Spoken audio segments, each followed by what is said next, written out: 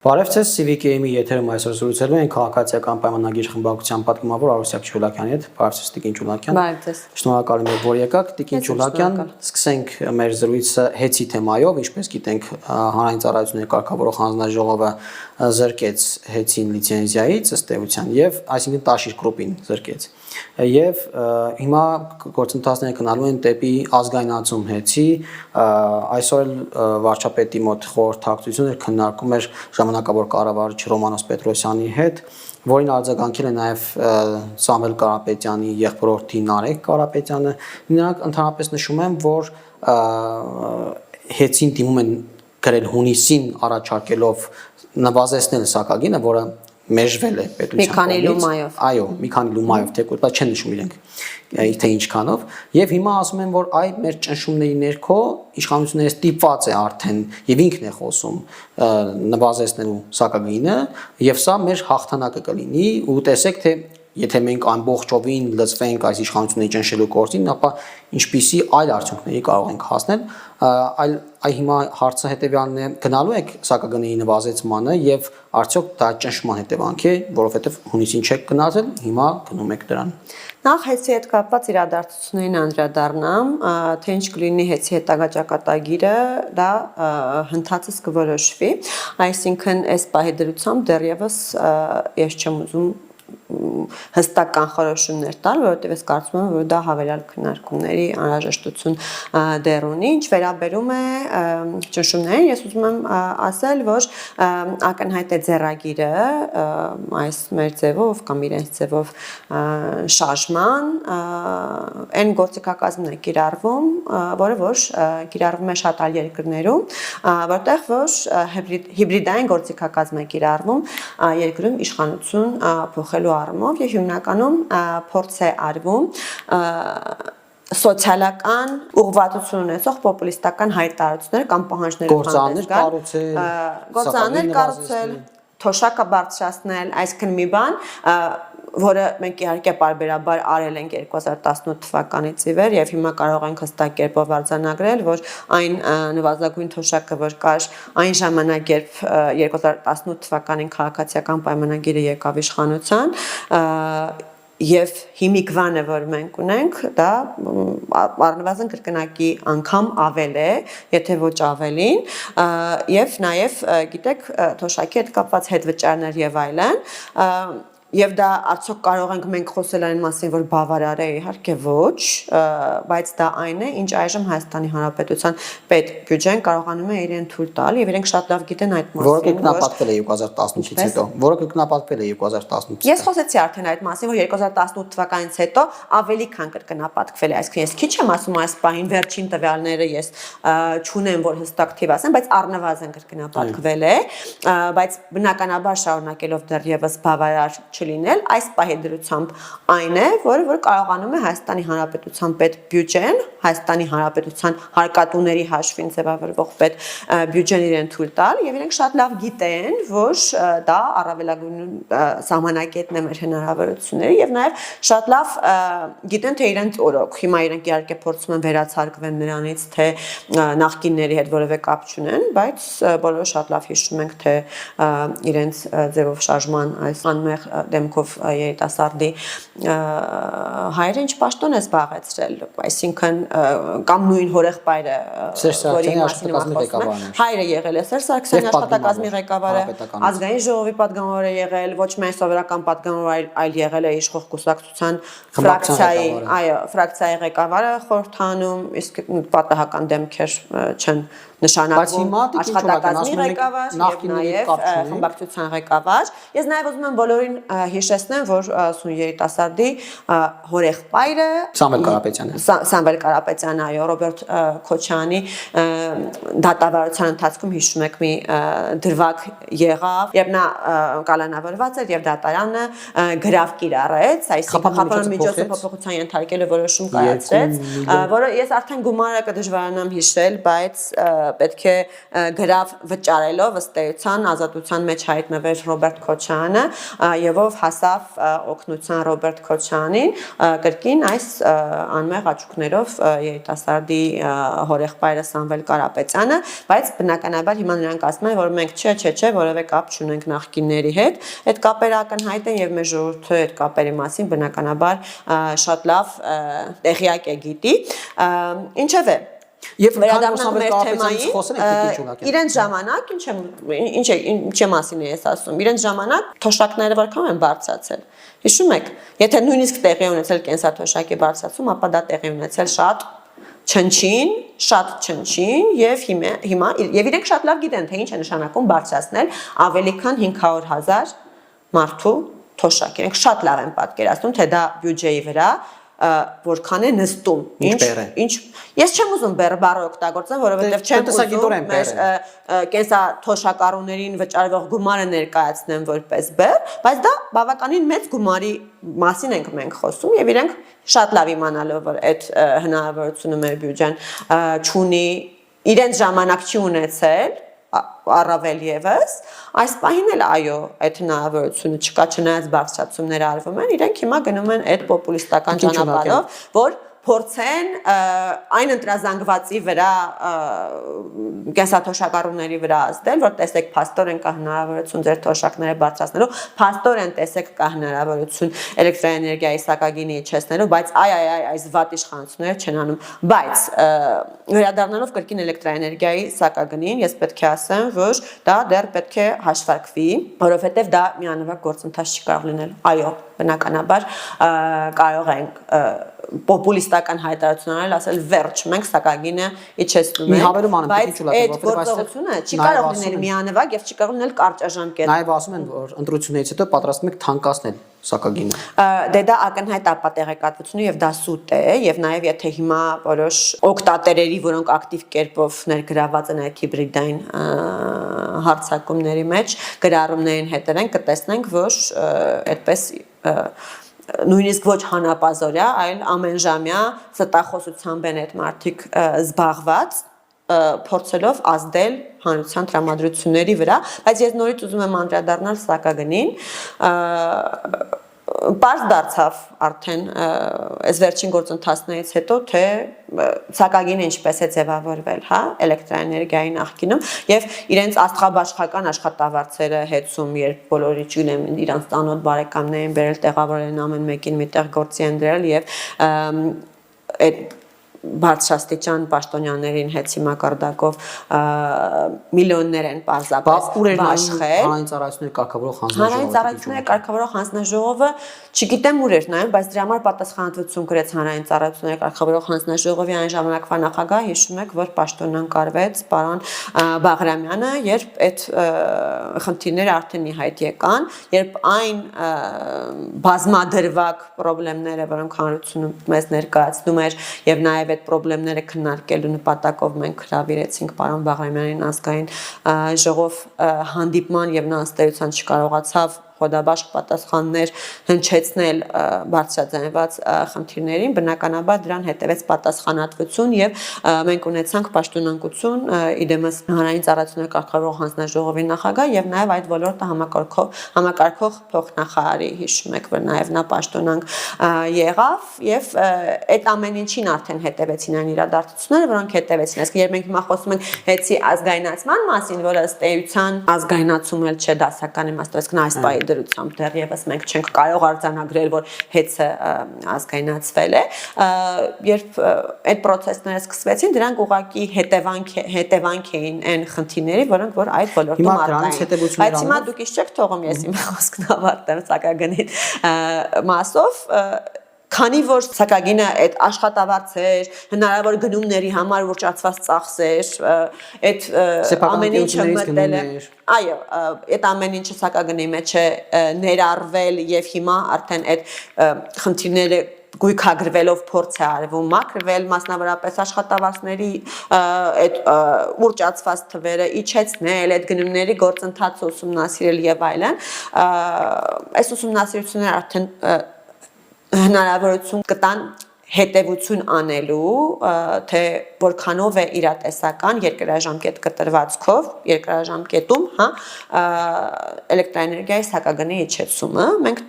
չենք բնավ, չենք պատրաստվում տալ խոստումներ, պոպուլիստական հայտարարություններ չենք պատրաստվում անել, որոնց տակից հետո չենք կարողանալ դուրս գալ, ուսումնասիրությունները ցույց կտան։ Բնականաբար, եթե հնարավորություն լինի, այո, եթե իրատեսական հնարավորություն լինի սակագինի իջեցնելու, այդ սակագինը բնականաբար կիջեցվի, եթե ոչ, ապա ցավոք ոչ։ Բայց համենայն դեպս այն պնդումները, որ հիմա թանկանալու է էլեկտրաէներգիաներս են, դրանք բոլորը մերկապարանոց հայտարարություններ են։ Հիմա այդ դրանից հետևություններ անելով Նարեկ Կարապետյանն ասում է իր թիմը, որ ասում է Սամվել Կարապետյանը քո մասին է մտածում, իսկ Նիկոլ Փաշինյանը իր սեփական աթոռի։ Ես կարծում եմ, որ այստեղ խոսելով չէ, այսինքն ճռճռան հայտարարությունների մրցույթի չի, որ մենք մասնակցում ենք, եւ ամեն օրը գործով ցույց է տալիս, նոր կարգախոսն է, Սամվել Կարապետյանը քո մասին է մտածում։ Հա, աչքերը ուռած ամբողջ օրը նստած հենց մասնավորապես իմ մասին եւ ձեր մասին, պարոն Հակոբյան, Սամվել Կարապետյանը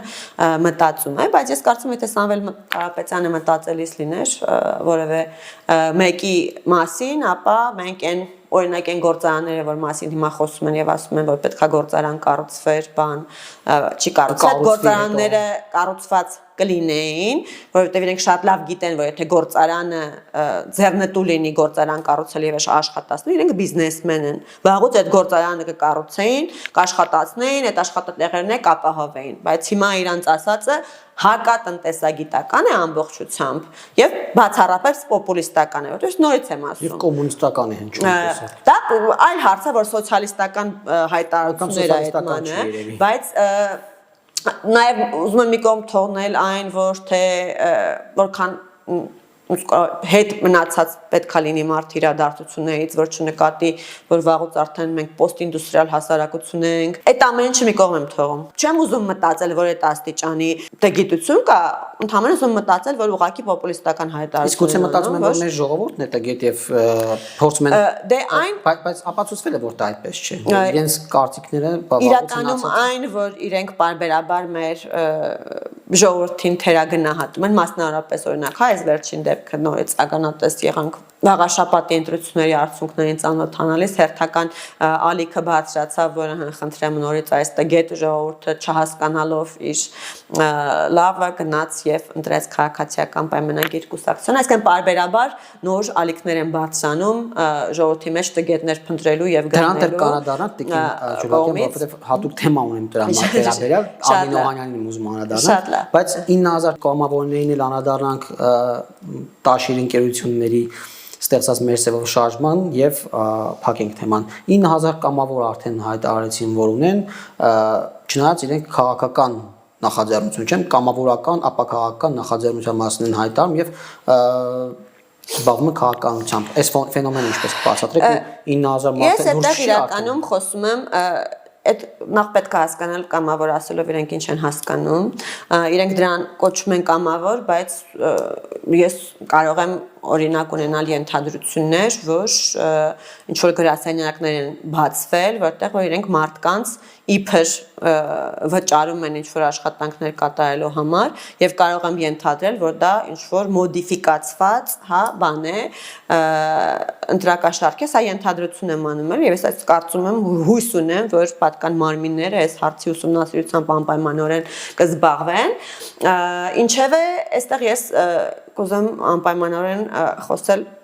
հետևյալ հարցի մասին, մենք օրենսդրության մեջ ունենք բաց եւ ես կարծում եմ, որ մենք պետք է քննարկումներ սկսենք եւ այդ բացը անպայման լրացնենք, ինչ նկատի ունեմ։ Գիտեք, որ գրանցված կուսակցությունները իրենք ըստ էության ֆինանսական թափանցիկության ապահովման պարտականություն ունեն եւ իրենք հայտարարագրեր են պարտավոր ներկայացնել կոռուպցիայի կանխարգելման հանձնաժողովին եւ ըստ էության իրենք պարտավոր են ներկայացնել, թե իրենց ֆինանսների ծագման աղբյուրը որն է, իրենք իրավունք չունեն ֆինանսավորվել արտերկրից, իրենց իրավաբանական անձինք իրավունք չունեն ֆինանսավորել, այսինքն ֆիզիկական անձինք միայն կարող են կուսակցություններին ֆինանսներ տրամադրել, նվիրատվություններ արտոնությունների տեսքով ընդ որում այնտեղ կա նաև առավելագույն շնորհավորից ավել ամեն անձը 1 տարվա ընթացքում կուսակցությանը չի կարող ֆինանսավորել, այսինքն հստակ կարգավորումներ են գործում, այո, որոնք հնարավորություն են ընձեռում քաղաքացուն, օրինակ նայելով այսինչ կուսակցությանը մտնել կոռուպցիայի կանխարգելման հանձնաժողով, տեսնել իրենց կողմից ներկայացրած հայտարարագիրը, հաշվետվությունը,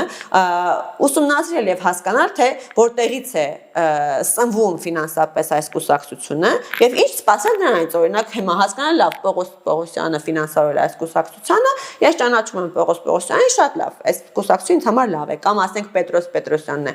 ֆինանսավորում այս կուսակցությանը, չէ, փաստորեն այդքան էլ լավ չի եւ պայմանականորեն եմ ասում, էլի,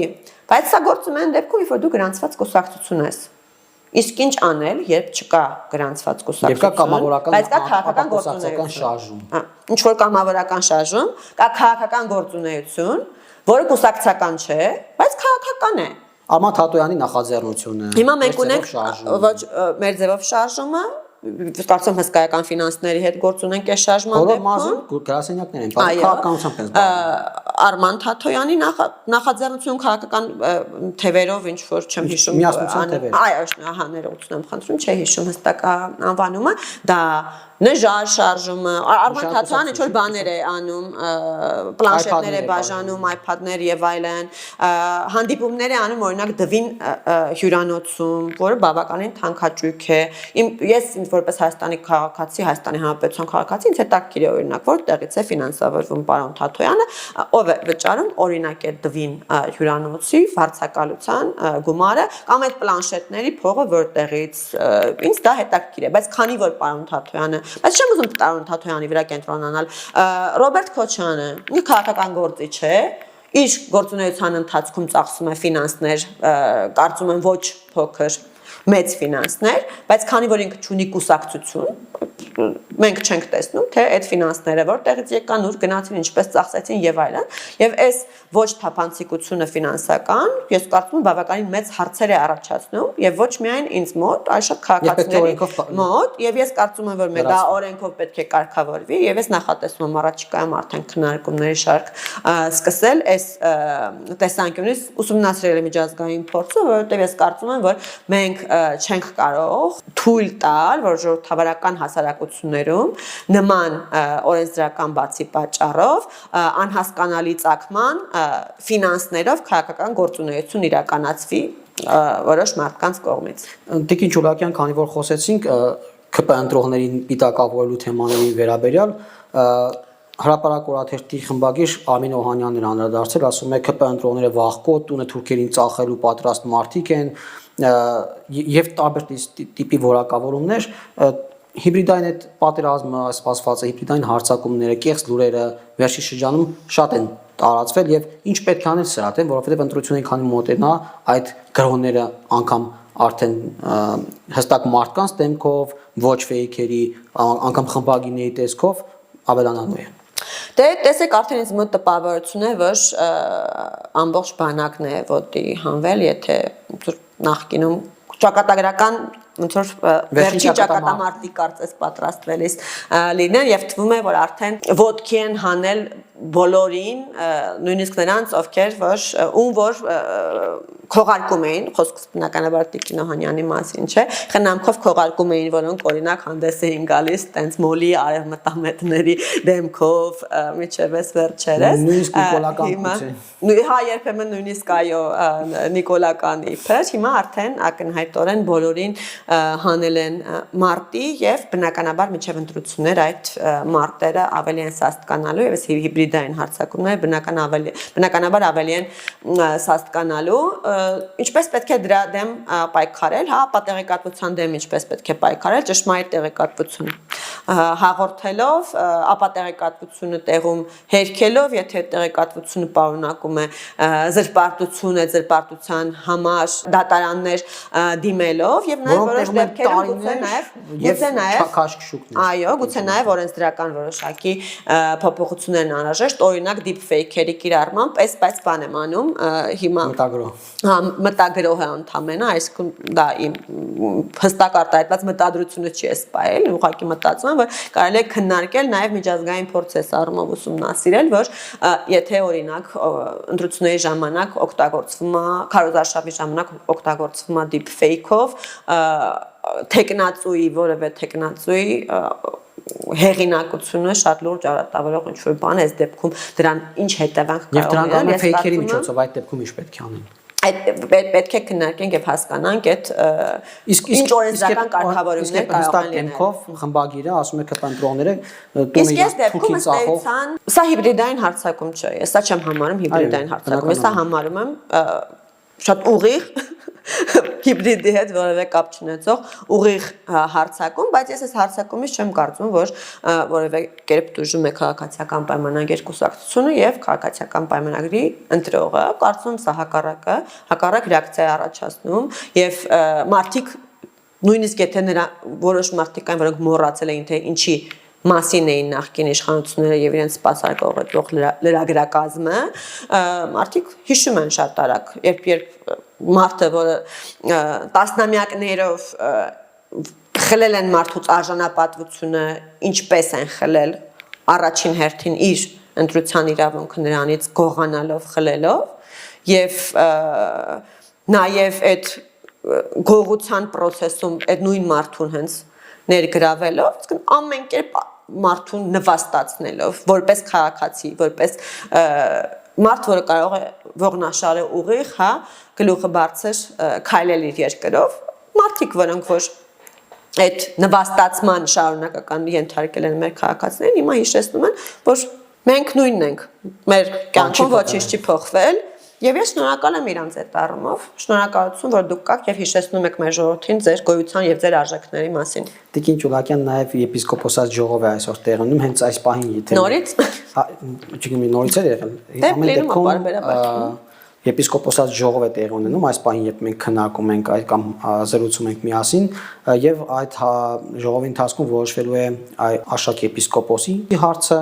հայտ տեսանյութի դրվագի հետ կապված, ինչպես նաև երկու թեմերի առաջնորդների հարցը, որոնց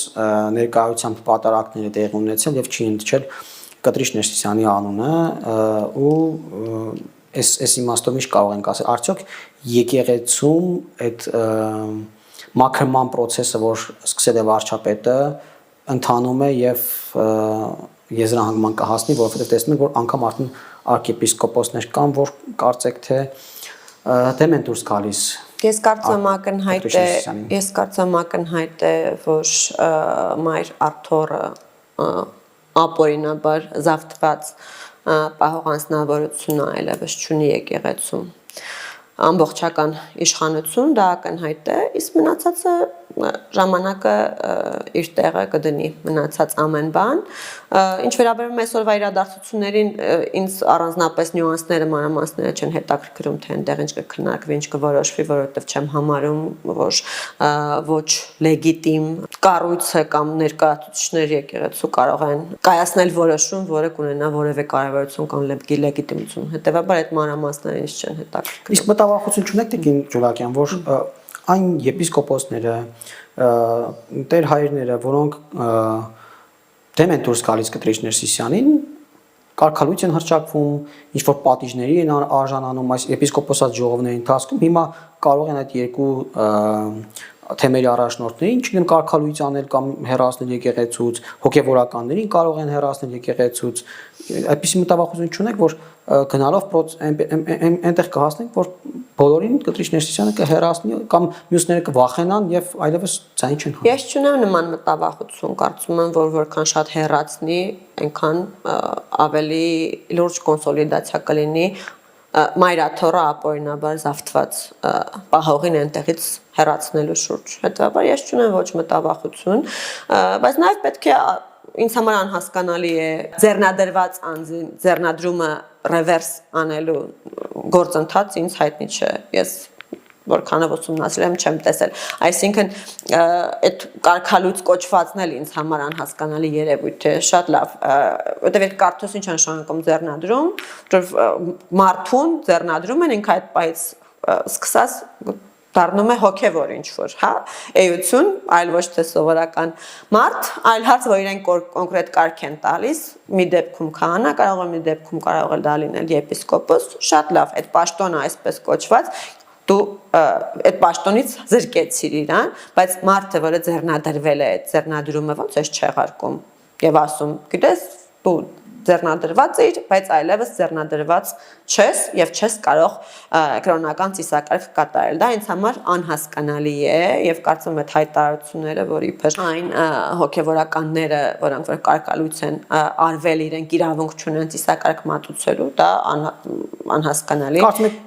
մեկնաբանություն է։ Կարծում եք Կտրիշնիսյանը ինքնակամ կհեռանա։ Այո, կարծում եմ, որ կհեռանա։ Ստիպված կլինի հեռանալ։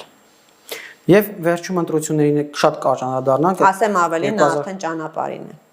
2026 թվականի ընտրությունները էջ միացնի, թե Գյումրիի սցենարով կփորձեն առաջ տանել դիմության ներկայացուցիչները։ Որովհետև էջ միացնում ըստ էության փորձել են Գյումրու սցենարը կրկնել, բայց այս անգամ արդեն չի աշխատել։ Դա ոնց ասեմ, այն որ ասում են մի փամփուշտ ունես օգտագործելու համար, այդ տրուկը արդեն իրանք օգտագործել են։ Այդ այլևս չի աշխատի, այսինքն այդ մի անգամ օգտագործեցին, մարդիկ տեսան, հասկացան, թե ինչ է հնարավոր եւ այլևս դա իրենք չեն կարող կրկնել, որտեղ վաղաշաբաթում արդեն այդ մի սցենարը փորձել են կիրառել, ձախողվել են։ Ես ասում եմ 26 թվականի ընտրություններին ինչ են փորձելու անել սոցիալական վաղաշաբաթը Գյումրիի կրկնությունն է։ Փորձում են, որը չստացվեց։ Հիմա այսինքն եթե իրենք փորձեն եւս մեկ անգամ նույն բանը կրկնեն, որը արդեն երկրորդ մի անգամ արել են ստացվել, երկրորդ անգամ արել են ստացվել, երրորդ անգամ հույս ունենալով ստացվել, դե թող փորձեն, համենայն դեպս ես այդքան անհեռատես իրենց փոխարեն չի գտնվի, ինչևէ իմ կանխատեսումը այն է, որ իրանք բնականաբար այս հիբրիդային հարձակումների կիզակետում պահելու են սոցիալական խնդիրներ եւ դրանցից բխող խիստ պոպուլիստական հայտարարությունները եւ այս հարցում է, որ կարծում եմ, որ մեր ժողովուրդը պետք է լինի զգոն եւ չտրվի այդ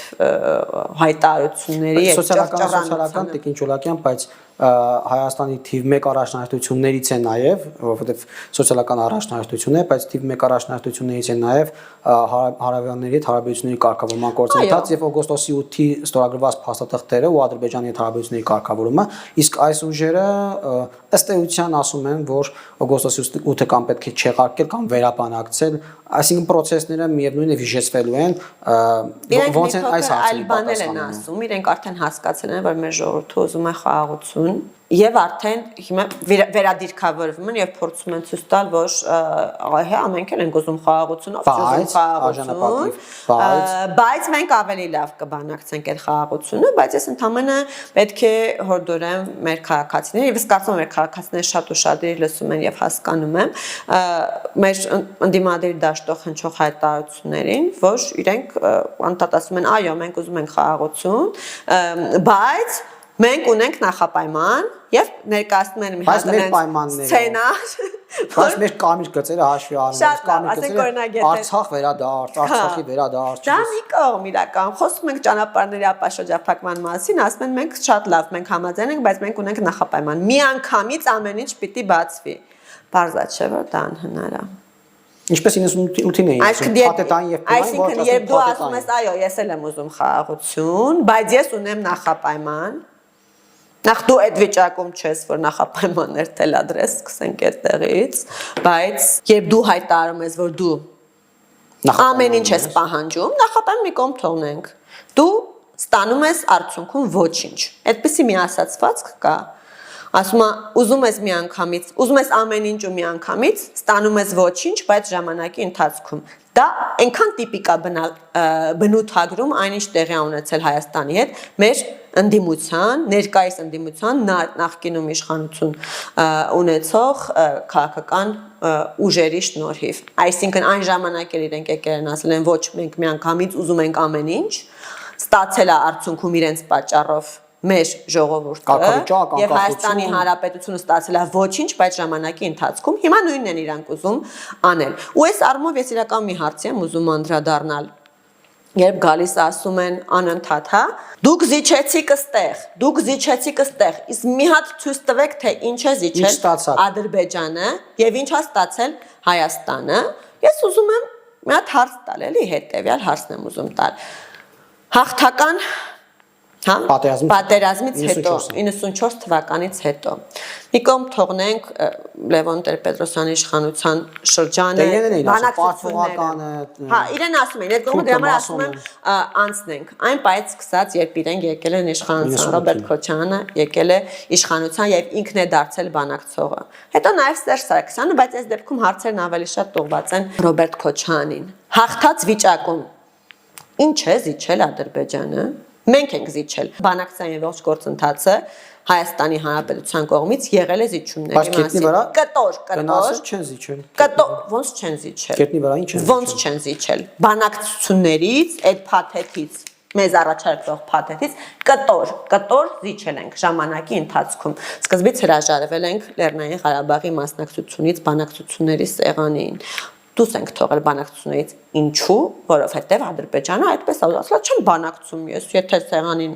շուրջ կա նաև Լեռնային Ղարաբաղ, ես չեմ բանակցում։ Ասենք, օքեյ, մի բանակցի շատ լավ, մենք կբանակցենք Լեռնային Ղարաբաղի փոխարեն։ Ինչ ենք ստացել դրա դիմաց, ինչ որ մեկը կարա բացատրի։ Երբ այդ խոշորագույն զիջումը արել ենք, որի պատճառով իրավունքի հարցը, ինքնորոշման իրավունքի հարցը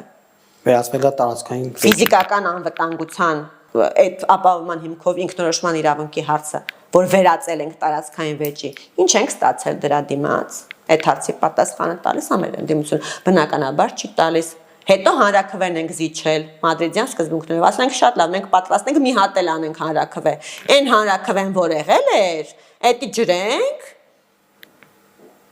մի հատ նորից կանենք հանրաքվեն, որ ջամկետներ կային, երբ մադրիդյան սկզբունքների մասին խոսում այն ժամանակ ոնց որ դեռ պաշտպանության նախարար էր Սերժ Սարգսյանը։ Ինքը ասում այո, մենք այդ իջմանը գնացել ենք, դե որտեղ բանակցային գործընթացս են։ Ինչ ենք ստացել։ Եվ Ադրբեջանը չի համաձայնել, որ միայն Ղարաբաղցիները միայն Ղարաբաղում պետք է անի հանրաքվե, որովհետև իր սահմանադրությամբ ասում էր, որ այդպիսի բան չի կարող, բոլորը պետք է մասնակցեն։ Երբ համաձայնվել ենք ուրախացած ոնց որ Ռոբերտ Քոչարյանի վիդեո կա, մի հատ հենց Kinder ձվիկների նայում է ուրախացած խաղում է Kinder ձվիկի մեջի խաղալիքի հետ։ Այն նույն ուրախությամբ, երբ որ Հեյդար Ալիևը իրեն առաջարկել է ասել է, կարող է մեղրին փոխանակենք Ղարաբաղի հետ, ինքն էլ ասում է իր հասուրիսիչի մեջ է, ասում է ես ապշեցի, ասում է, դա ինչ հրաշալի տարբերակ էր, որովհետև դա վերջապես ասում է դուրս էր գալիս ինքնորոշման իրավունք, տարածքային ամբողջականություն, իրար հետ ամուսնացած իր խոսքերով ասած սկզբունքներից։ Ուրախացած ասում է ես ապշեցի, ինչի անալի առաջարկեր դա։ Բայց այդ առաջարկը ցույց տալու որ դա տարածքային վեճ է։ Դա վերջնականապես հաստատեց որ սա տարածքային վեճ էր 1, երկրորդ հերթին, երբ նույնիսկ հետո ասում է ես դա վերածեցի Քիվեստի, որտեղ ընդամենը օթային էստակադա էր, իսկ դա ներողություն Հայաստանի Հանրապետության տարածք չի, թեկուզ օթային։ Թե որ օթովա արդեն Ադրբեջանի սկզբանե չէր պատրաստվում համաձայնել։ Իհարկե չէր պատրաստվում։ Այլ բանի համար։ Չէր պատրաստվում, ուղղակի դրանից հետո արդեն բոլոր այն փաստաթղթերը, որ մենք ունեցանք, բոլոր այդ փաստաթղթերի մեջ նշվում էր անխոչնդոտ անցման մասին Նախիջևանը կապող Ադրբեջանին մի բան, որը միջև դա չկար։ Իդեպ հիմա այդ անխոչնդոտ անցումը շատ է քննադատվում, հա, այդ թրիփի մեջ նշված անխոչնդոտ անցում, որը նաև փոխադարձ առավելություններով Հայաստանին պետք է տրամադրվի այլ ճանապարհների հետ կապված, այդ շատ է քննադատվում հիմա եւ նաեւ անդիմությունը գոռում է դա միջանցք է, այսինքն եթե հիմա դա միջանցք է կարող ենք արձանագրել որ այդ միջանցքը Ռոբերտ Քոչարյանն է տվել, հիմա ինչի դիմաց, այսինքն կարելի էր Արցախի դիմաց միջանցք տալ, դե կոնե մի բան ստանում էինք դրա դիմաց, բայց մենք հաղթած էինք, հիշում եք, այդ եմ ասում, մենք հաղթած ժամանակ բանակցել ենք եւ կտոր զիջել ենք ամեն ինչ, ել չեմ խոսում այն մասին, որ կտոր զիջել ենք ինքնիշխանությունը։ Կտոր բանակցային փաթեթից Ադրբեջանին ենք զիջել եւ նաեւ մեր ինքնիշխանությունն ենք կտոր զիջել արդեն ոչ Ադրբեջանին, բոլորին հայտնի է թեում։ Շնորհակալ եմ Տիկին Ջուրակյան։ Ես եմ շնորհակալ։ CVK-ի եթերում զրուցեցինք քաղաքացիական պայմանագիր խմբակցության պատգամավոր Արուսյակ Ջուրակյանի հետ, տեսություն կհանդիպենք։ Չմոռանաք հավանել տեսանյութը եւ բաժանորդագրվել CVK-ի YouTube-յան էջին։